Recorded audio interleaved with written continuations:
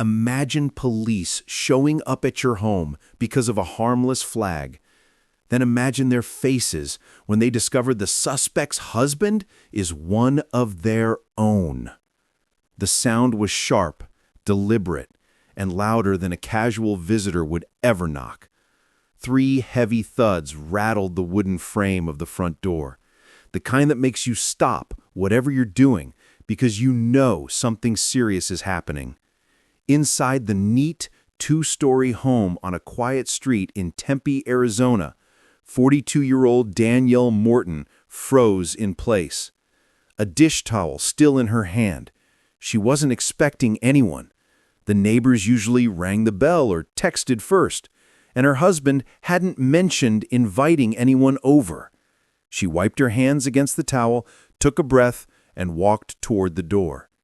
From the narrow glass panel on the side, she saw the unmistakable sight of 2 uniformed police officers standing tall, one resting his hand casually near his belt. Her first thought wasn't fear, but confusion. Why would police be at her door in the middle of the afternoon? Danielle pulled the door open, just enough to step into the frame. "Good afternoon, officers," she said slowly, keeping her tone polite. "Can I help you with something?" The taller of the 2, Officer Grant, adjusted his cap before answering. "Ma'am, we received a call from your homeowners association. They reported a violation and a possible confrontation. We just need to ask you a few questions." Danielle's brow furrowed. "A confrontation with who? I've been home all day." The second officer, younger and less composed, shifted uncomfortably. "They said you refused to comply with HOA rules regarding decorations on your property?" Danielle let out a short laugh, not because it was funny, but because it was absurd. She stepped aside slightly so they could see what they were talking about. Hanging neatly from a pole beside her porch was a bright sunflower flag. A simple, cheerful design she'd bought at a local craft store to celebrate spring. Nothing political, nothing controversial, just sunflowers. "You're here because of that?" she asked, pointing to the fabric swaying in the breeze. Neither officer answered immediately. The silence stretched long enough that Danielle began to feel a pit forming in her stomach. She crossed her arms. "So let me understand this correctly," she said firmly. "The HOA called the police on me over a flag with flowers?" Grant cleared his throat. "We're just here to follow up. They claimed you were aggressive when contacted before." Danielle blinked. "Aggressive? Nobody from the HOA has even knocked on my door. I got a letter, sure, but no one's spoken to me face-to-face." At that moment, the younger officer seemed to realize how flimsy the situation sounded. He shifted again, looking down at his notepad, almost embarrassed to be there. Danielle took a step forward. "Officers, do I look like I'm causing a disturbance? I'm cooking dinner in my own home, minding my business. This doesn't make any sense." Her voice was calm, but steady enough to remind them that she was fully aware of her rights. The officers exchanged a glance, the kind of silent communication that says, "This is not what we expected." Then, before either of them could respond, heavy footsteps echoed behind Danielle. Her husband, Lieutenant Anthony Morton, had just come in from the garage. He still wore his dark blue police uniform, his badge shining on his chest, and his radio clipped at his side. He'd ended his shift less than an hour ago, but hadn't changed yet. "What's going on?" Anthony asked, stepping into view. His voice carried authority, the natural command of someone used to giving orders in high-stakes situations. The 2 officers' faces shifted instantly, their shoulders straightened, and the confidence they carried at the door cracked. "Lieutenant Morton," Officer Grant asked carefully, suddenly unsure of himself. Anthony raised an eyebrow. "Yes? And you are—" "Grant." "Sir, T.P.D. We received a call from the HOA. Said there was an issue here." Anthony looked from the officers to his wife, then back again. An issue with a spring flag? That's what this is about? Grant swallowed hard. That's what we were told, sir. Anthony let out a slow breath and crossed his arms over his chest. His posture alone shifted the entire balance of the encounter. But Daniel knew this wasn't really about the flag, and deep down both officers knew it too. But this confrontation was just the surface. The story had started days earlier with a letter that seemed minor at first, but carried far more weight than it should have. 3 days earlier, Danielle had come home from a long shift at the community health center, where she worked as an intake coordinator. She remembered juggling grocery bags as she walked up her driveway, only to notice a white envelope tucked awkwardly into the side of her mailbox. The return address said it all: East Ridge Homeowners Association. She sighed before even opening it. HOA mail never carried good news. Either it was a reminder about dues or some nitpicky complaint. Danielle tucked the envelope under her arm, carried the groceries inside, and set them down on the kitchen counter. Only after she poured herself a glass of water did she rip it open.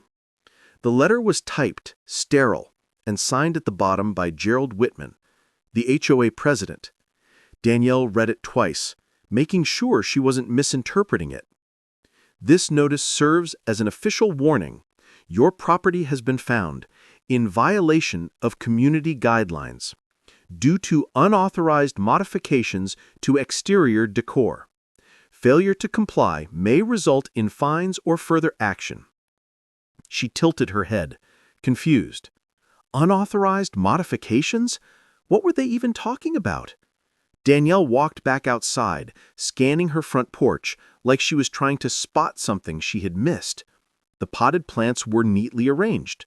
The small bench near the steps was the same one she'd had for years.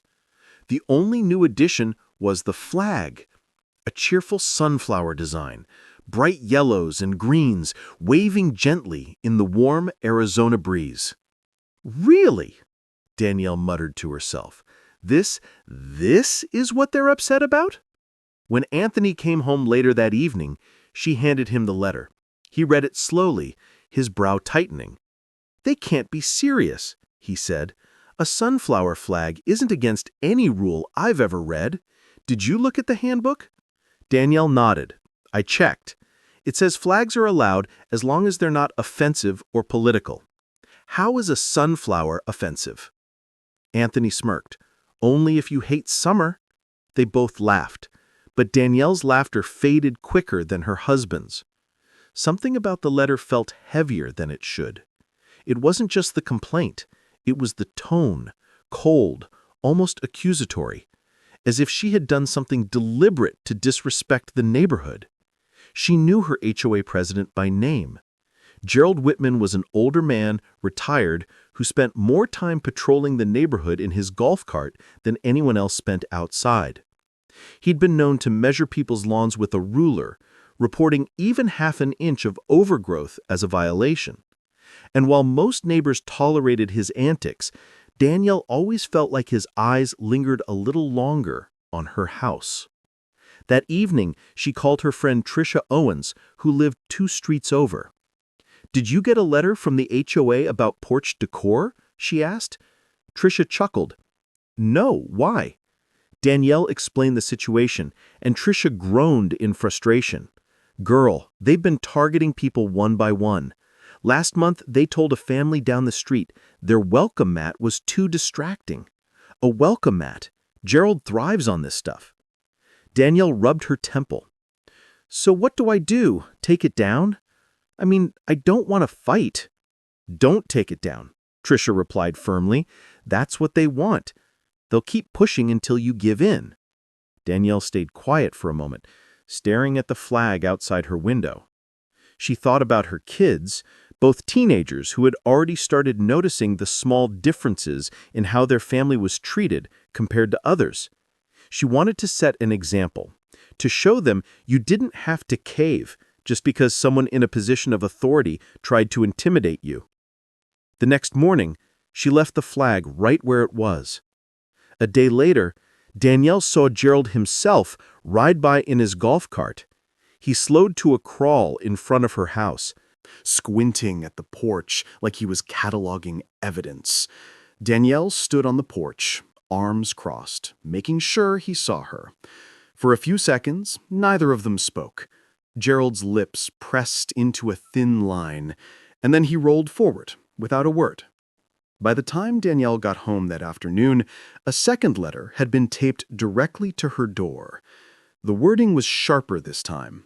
Final notice. Anthony paused, considering her words. He didn't answer immediately. Instead, he placed a hand gently on her shoulder. Then we'll cross that bridge if it comes. But Danielle couldn't shake the feeling that this was bigger than a flag. It was about control, about reminding her that no matter how perfect her lawn looked or how much she contributed to the community, some people would always see her family as outsiders. She kept the flag up, but every time she walked past the front window, she couldn't ignore the nagging thought that someone was waiting for her to slip. But while Danielle tried to stand her ground, Gerald Whitman and the HOA board were already drafting their next move, one that would escalate everything beyond reason. On the evening that Daniel received the second notice, another meeting was taking place just a few blocks away in a large stucco home at the end of the cul-de-sac. The living room of Gerald Whitman had become an unofficial headquarters for the HOA board.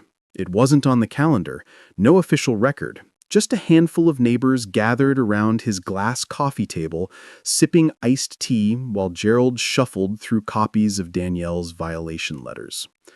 "Look," Gerald said, waving the paper in the air, "she's ignored 2 written notices. That's not just negligence, that's outright defiance. If we let this slide, we set a precedent. Next thing you know, people will be hanging all sorts of flags, sports teams, slogans, you name it." Marjorie Klein, one of the longest-tenured board members, leaned forward. "Gerald, it's a sunflower, not a protest banner. I don't see the harm." Gerald's face tightened. "That's not the point. The rules are the rules, and if we let her bend them, others will follow." Another board member, Richard Hale, nodded in agreement. "We've got to maintain order. That neighborhood handbook was written for a reason. I say we escalate." The room grew tense. Marjorie tapped her fingers against the armrest. "Escalate how? A fine? Another warning?" Gerald shook his head. "No, she's ignoring us deliberately. That's grounds for involving local authorities.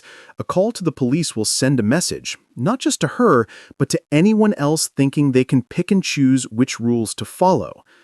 Marjorie's eyes widened. "The police? Over a flag? You'll make this whole board look ridiculous." Gerald's lips curved into a thin smile. "Not if we word it correctly. We report that she became hostile. We stress the disturbance factor. That way, it's not just about the flag, it's about community safety." Richard adjusted in his chair, lowering his voice, as though even the walls might judge him. "You're saying we exaggerate?" "I'm saying," Gerald replied carefully, "we frame it in a way that gets action. Otherwise, we're wasting our time." For a long moment, no one spoke. The whir of the ceiling fan filled the silence. Then Richard leaned back with a sigh. "Fine, but if this backfires, I want no part of it." Marjorie crossed her arms, disapproving. "You're playing with fire, Gerald. People already think you target certain families. This will only make that worse." Gerald waved her off. "Rules are colorblind. If she can't follow them, that's on her." But in truth, his frustration had very little to do with sunflowers or flags. Gerald had never liked the Mortons, moving into the neighborhood in the first place. He masked his bias behind the shield of bylaws and regulations. But his scrutiny of their home had been relentless from the beginning. Later that night, Gerald typed up a formal complaint to the local police department.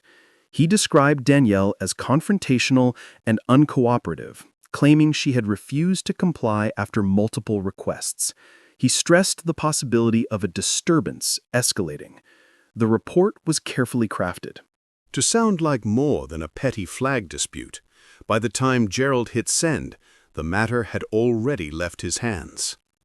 The next morning, Danielle sat at her kitchen table sipping coffee, unaware that her family had been placed on the radar of the local police. Her teenage daughter, Kira, walked in carrying her backpack. "Mom, did you take down the flag?" she asked, glancing at the porch. "No," Danielle answered firmly, "and I'm not going to." "It's just flowers, Kira. We're not doing anything wrong." Kira frowned. "I heard some kids at school saying their parents don't like us because of it." Danielle's heart sank. She set her mug down and reached across the table. "Listen to me.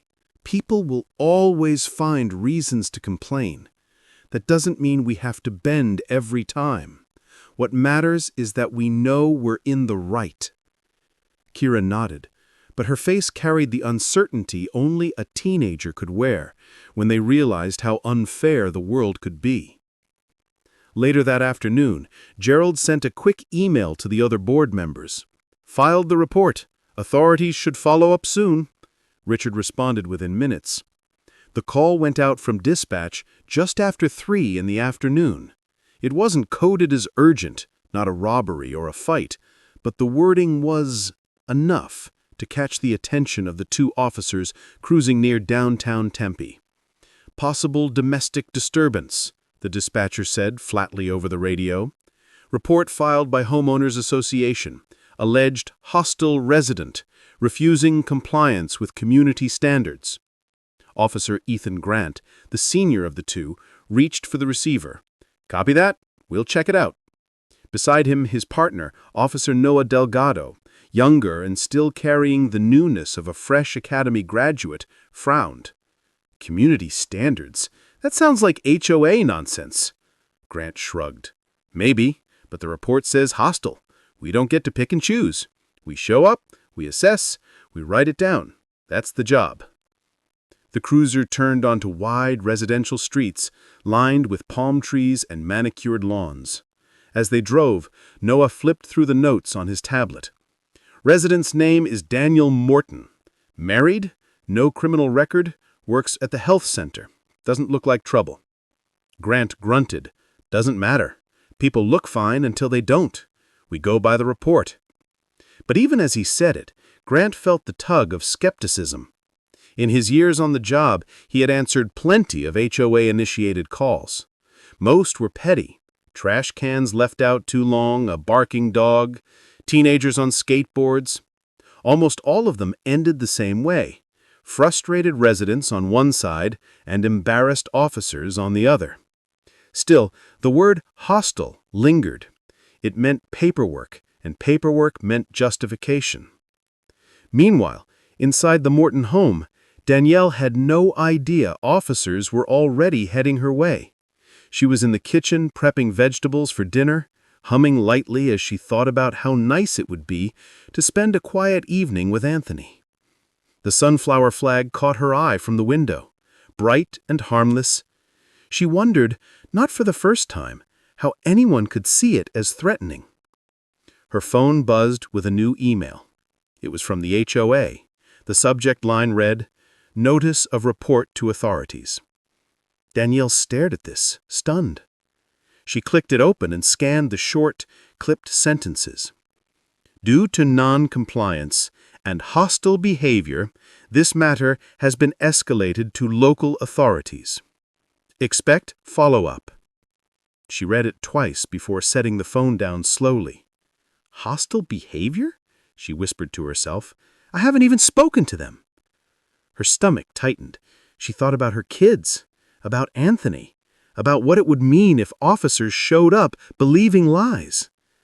Out on the road, Grant and Delgado turned onto East Ridge Lane.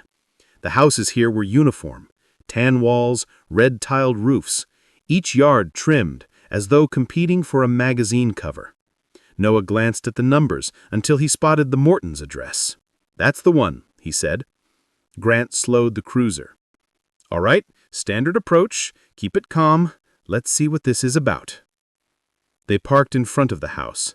The sunflower flag was immediately visible, waving cheerfully in the warm breeze. Noah frowned at it. "That's it? That's what we're here for?" Grant shook his head. "Don't assume." Just follow the process. Both officers stepped out, their boots crunching lightly against the pavement. Grant straightened his vest, while Noah adjusted his duty belt nervously. The front yard was spotless, the kind of neatness that usually signaled a homeowner who cared about appearances. From across the street, an elderly neighbor peeked through her blinds, eyes fixed on the patrol car. Within seconds, 2 more heads appeared at windows. Word traveled fast in neighborhoods like this. Danielle, still in the kitchen, noticed the blue and white cruiser pull up outside. Her breath caught. She grabbed a towel to wipe her hands, her heart already pounding. Kira, walking down the stairs with her phone in hand, glanced out the window. "Mom, the cops are here." Danielle closed her eyes briefly before answering. "All right, I'll talk to them." She squared her shoulders, forcing calm into her body. Inside, her nerves rattled, but outwardly, she needed to project control. She knew too well how perception could shape outcomes. On the porch, Grant lifted his hand and knocked hard on the door. Noah stood slightly behind him, hand resting near his belt, but not on his holster. The knock echoed through the house. Danielle walked to the door, glanced once through the side panel, and exhaled slowly. 2 officers, serious faces. She opened the door, her voice steady. "Good." Noah glanced at the sunflower flag and then back at Danielle, his expression uncertain. He whispered low enough for Grant to catch it, "This doesn't look hostile." Grant ignored the comment, keeping his face professional. "Mind if we ask you a few questions?" Danielle crossed her arms, her voice calm but firm. "You can ask, but you should know this is harassment. They've been writing me up for a sunflower flag. That's all this is." For the first time, Grant's confidence wavered. He looked at the flag, then back at Danielle. The pieces didn't quite fit, the way the report had painted them. Still, his training told him to remain neutral. Before he could respond, heavy footsteps came from inside the house. Anthony had just walked in from the garage, still in his police uniform. His badge caught the sunlight as he stepped into the doorway. "What's going on here?" Anthony asked, his voice carrying authority. The 2 officers froze, realization dawning on their faces. They hadn't been told they were walking into the home of a fellow officer. Grant stiffened. "Lieutenant Morton?" Anthony's eyes narrowed. "Yes, and you are?" But in that instant, the entire encounter shifted, and the balance of power at the door swung sharply away from the HOA's narrative. Anthony's sudden appearance in full uniform shifted the air like a gust of wind through a closed room. The 2 officers straightened instinctively, their eyes darting from the badge on his chest to the calm but firm expression on his face. Danielle stood beside him, her arms folded, not angry, but undeniably tired of the absurdity that had been dropped on her doorstep. "Lieutenant Morton," Grant said, his voice noticeably more careful now, "we didn't realize this was your residence." Anthony's gaze stayed steady. "Clearly. Otherwise, I doubt you'd be here on something this ridiculous. So tell me, why are you standing at my door, questioning my wife about a flag with sunflowers?" Noah shifted uncomfortably. His youth betrayed him as he glanced back at the fluttering fabric, almost embarrassed by its innocence. Grant, more experienced, cleared his throat. "We responded to a report filed by the Homeowners Association. They claimed Mrs. Morton was hostile when asked to remove it." Danielle stepped forward, her voice cutting in before Anthony could. "That's a lie. No one has knocked on my door. No one has called me. No one has even spoken to me in person. I've only gotten letters taped to my door and stuffed into my mailbox. If they're calling that hostility, then they're inventing things to get their way." Anthony looked at her, then back at the officers. "And you came here prepared for what? A dangerous situation? Because that's how this reads." Grant's lips tightened. He was trained to keep his tone neutral, but there was no hiding the discomfort in his eyes. "We were told the situation could escalate. We had to follow up." Danielle laughed, though it was sharp and short. "Escalate to what? Me watering my plants too aggressively? This is absurd." Anthony placed a hand on her arm lightly, not to stop her, but to show support. "She's right.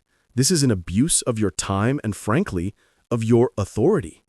My wife is being targeted by a group of people who think they can weaponize the police to do their dirty work. Noah finally spoke up, his voice cautious but honest. "With respect, sir, it doesn't look like there's a problem here. The report we were given doesn't match what we're seeing." Danielle turned to him, her expression softening just slightly. "Thank you. That's because there is no problem. There never was. This was their attempt to intimidate me." Across the street, blinds shifted again.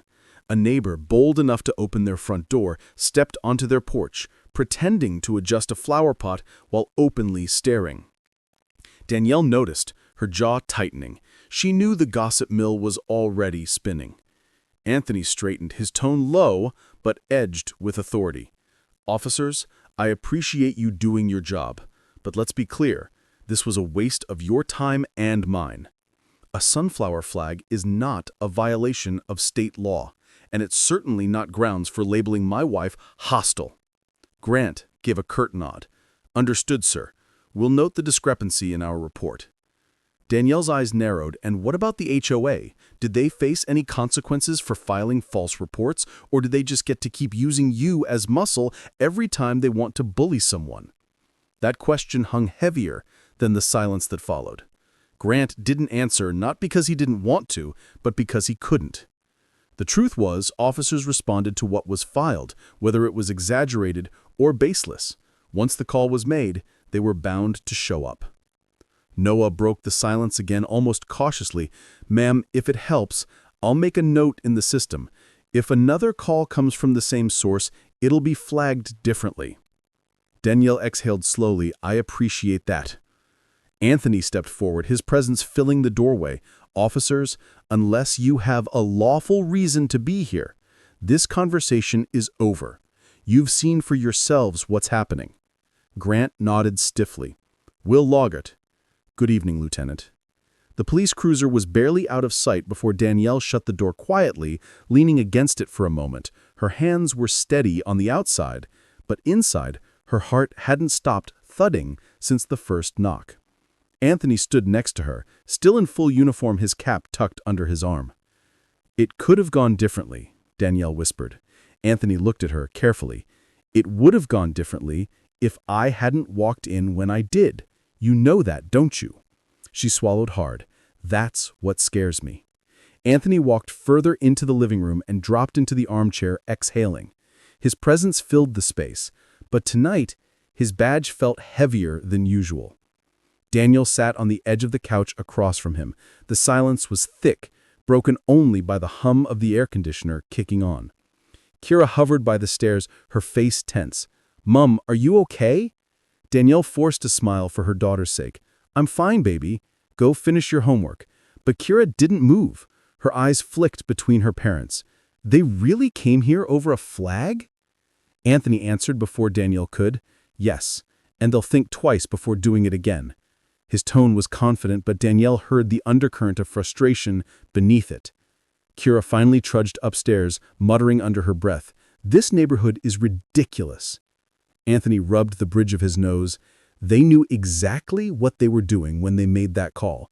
Words like hostile are not accidental. They wanted a reaction. They wanted officers to show up primed for conflict. Danielle looked at him sharply. "And if you hadn't been home, if you weren't in that uniform, what would have happened? Would they have believed me when I told them it was just a sunflower flag?" Anthony didn't answer right away. His silence said more than words could. Across the street, Gerald Whitman sat on his porch, pretending to read the newspaper. In reality, he'd watched the entire encounter from his seat. He saw the cruiser, the conversation, and finally, Anthony stepping into the doorway in his uniform. Gerald's lips tightened into a line. This wasn't how he imagined it playing out. He wanted Danielle cornered, forced to comply under pressure. Instead, she'd stood her ground, and worse, her husband had tilted the balance completely. Gerald folded his paper and walked back inside, already thinking of how he'd spin the story to the rest of the board. Back in the Morton household, Danielle stood and paced the living room. "Anthony, I've dealt with nitpicking before. Letters about trash bins, reminders about lawn care, But this was different. They tried to paint me as some kind of threat in my own home, Anthony. Anthony nodded. It's a tactic. You escalate the language. You shape the narrative that way. By the time the cops arrive, they've already got an image of you in their heads. Aggressive, hostile, uncooperative. You don't even get the benefit of the doubt. Danielle sat back down, her voice quieter now. I didn't do anything wrong. And still, I had to explain myself like a suspect. Anthony leaned forward, his elbows resting on his knees. That's exactly why I'm glad I walked out when I did. The moment they saw my badge, the story flipped, their whole posture changed. But that shouldn't be what it takes. Danielle met his eyes. And what about the next family, Anthony? The ones who don't have you standing in the doorway in uniform. What happens when the HOA calls the cops on them? Anthony sighed, running a hand over his cropped hair. That's the part I can't shake. I've been on the other side of those calls. I know how quickly things can spiral when officers come in expecting hostility. Outside, another car slowed in front of their home. A neighbor, phone in hand, craned her neck to get a better look at the porch. Danielle's shoulders tightened. She knew, by tomorrow, the following evening, the Mortons decided to take a walk around the neighborhood. It wasn't unusual for them. Danielle loved the warm Arizona evenings when the sun dipped low, but the air still carried a gentle heat. Anthony walked beside her, still in plain clothes, this time holding the leash of their dog, a golden retriever named Jasper. But the street didn't feel the same anymore. Heads turned as they passed. Conversations dropped to hushed tones. Curtains twitched open, just enough to catch a glimpse of them. Danielle kept her chin high, but she felt the weight of every stare. When they reached the end of the block, a familiar voice called out, "Evening, Danielle and Anthony." It was Tricia Owens, her friend from a few streets over. Tricia walked quickly to catch up, her face full of concern. "Girl, I heard what happened. Is it true? Did the HOA really call the cops on you?" Danielle exhaled.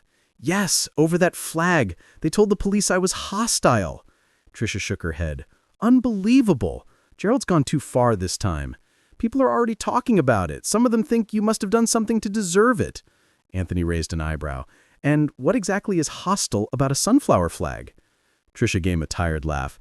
"You'd be surprised what people can convince themselves of when they want a reason to complain." As they talked, another neighbor approached, Howard Green, a man in his 60s who often prided himself on keeping the tidiest yard on the street, slowed to a stop. "Evening," he said. Though his tone was stiff, his eyes moved from Danielle to Anthony. "I saw the police at your place yesterday." Danielle nodded. "Yes, they came because the HOA made a false report." Howard's lips pressed into a thin line. "Well, rules are rules. The HOA just wants what's best for the community." Anthony turned, his voice calm but edged with steel. "Howard, there's nothing in the rules that says a sunflower flag violates anything. I've read the handbook cover to cover. What they filed wasn't about community, it was about intimidation." Howard shifted uncomfortably, avoiding Anthony's gaze. "I'm just saying, people notice when someone pushes back, that's all." With that, he gave a stiff nod and walked away. Danielle's jaw tightened. That, right there, is the problem. People would rather side with Gerald than admit something's wrong. Tricia sighed. "And they'll talk about it, like you're the one causing trouble." They continued walking, but it was clear word had spread beyond whispers. By the time they circled back toward their house, Gerald himself was standing at the edge of his driveway, leaning on his golf cart. His eyes tracked them like a hawk watching prey. Anthony's grip on Jasper's leash tightened, but Danielle placed a hand on his arm. "Don't," she said softly. "That's what he wants." Gerald made the first move. "Evening, Lieutenant," he said with false politeness, his voice carrying across the lawn. "Quite the scene yesterday, wasn't it? I hope there are no hard feelings." Anthony stopped, turning to face him. "Hard feelings? You called the police on my wife, with a fabricated story. You put officers in an impossible position.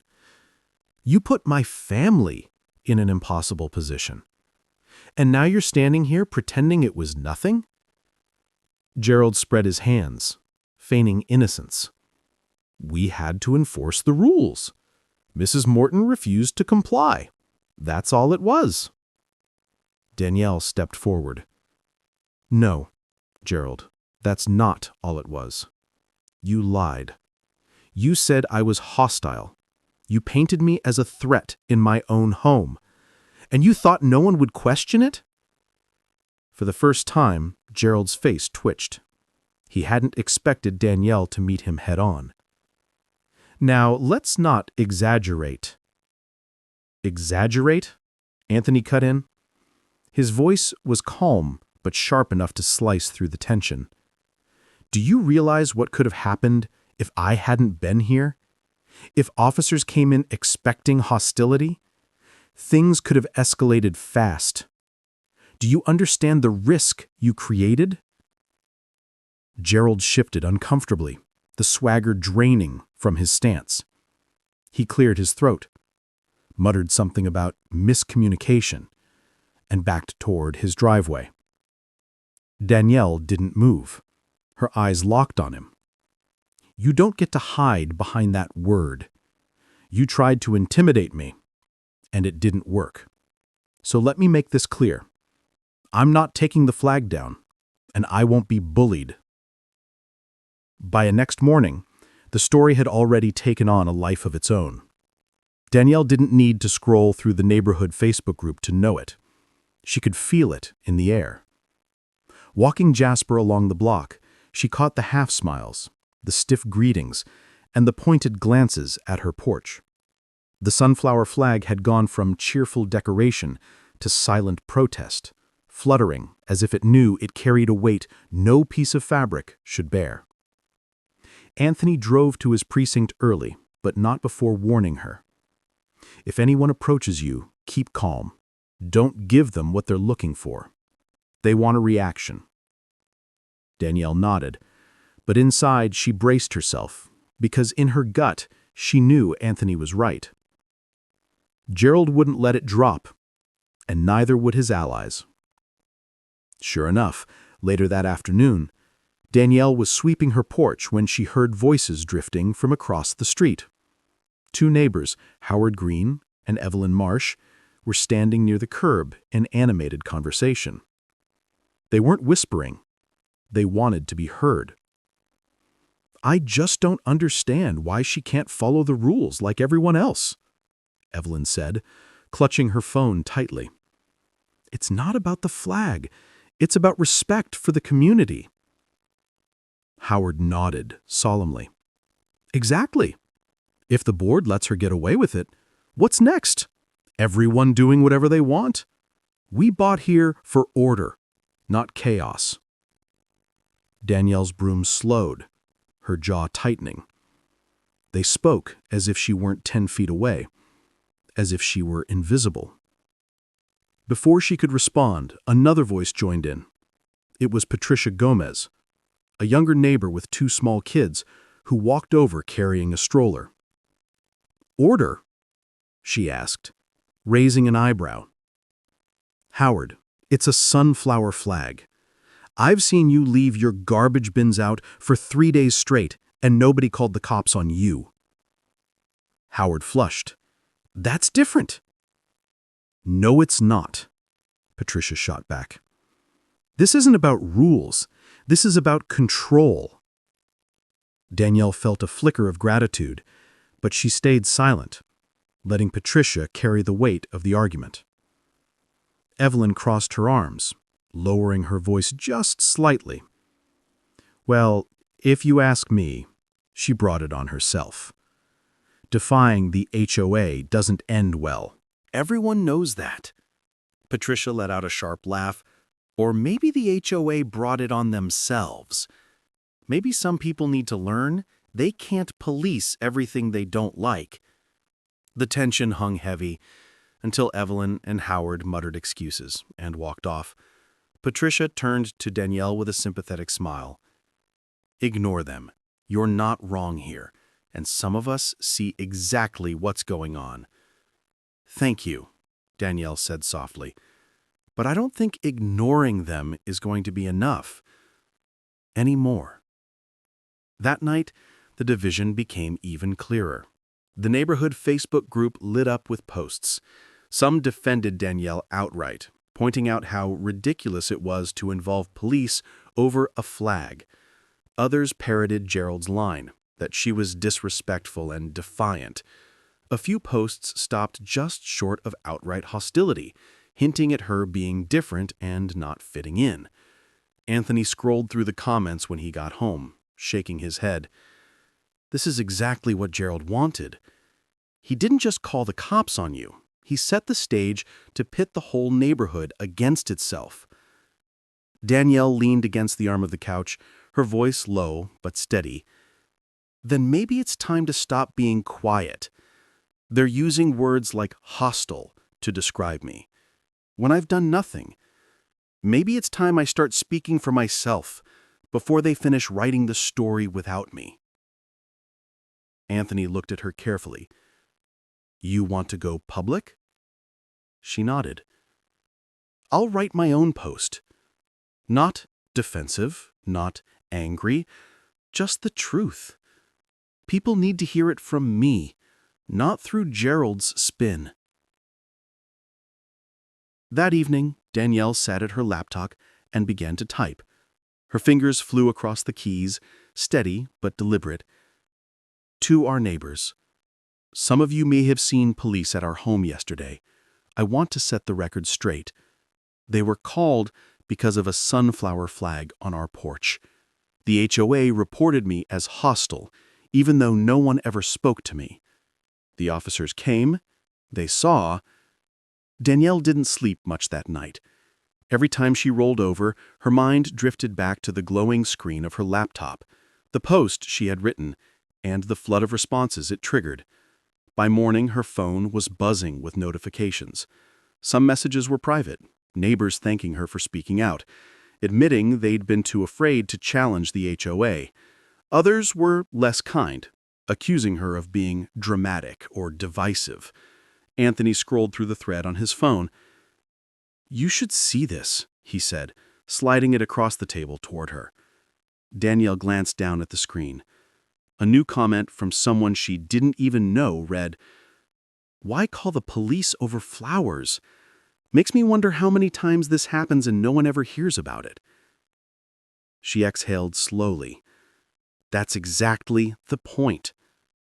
Anthony nodded. You put a spotlight on it. Gerald thought he could twist the story in the shadows. Now everyone sees what really happened. Their teenage son, Marcus Jr., shuffled into the kitchen, yawning. He opened the fridge, grabbed a juice box, and plopped down at the counter. Mom, people at school were talking about you yesterday, he said between sips.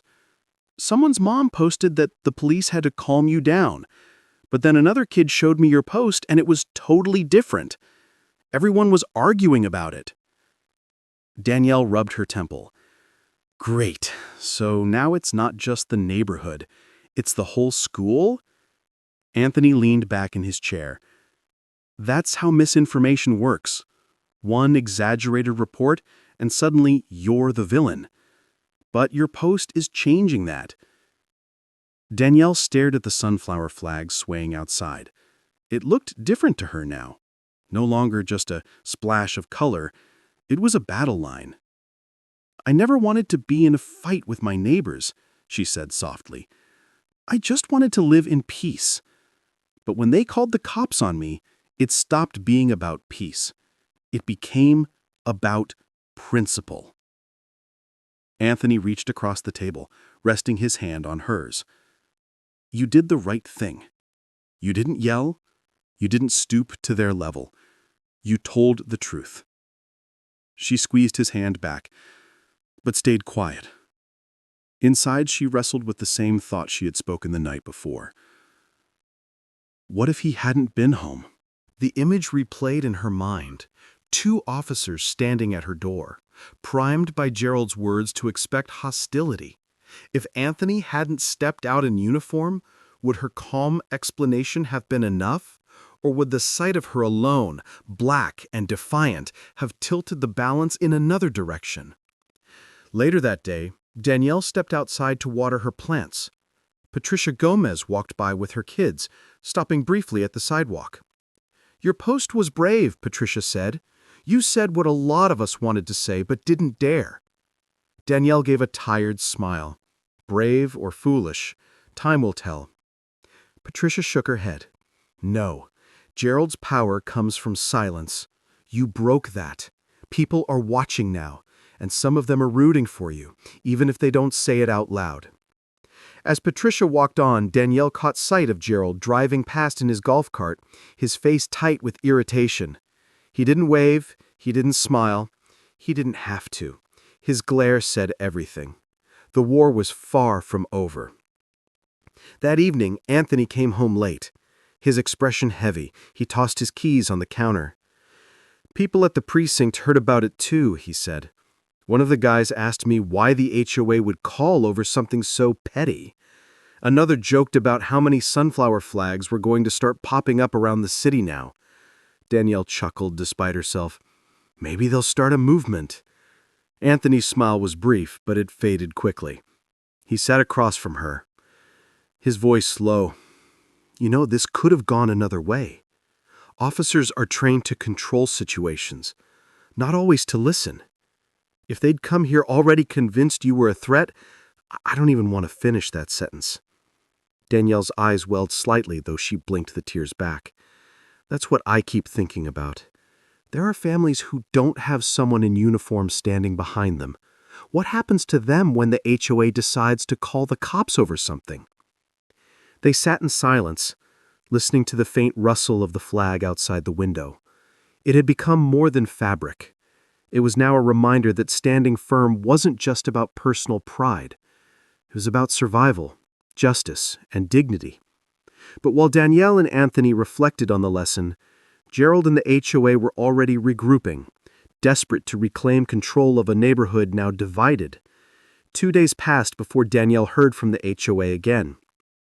This time, there was no letter taped to her door, no envelope in the mailbox.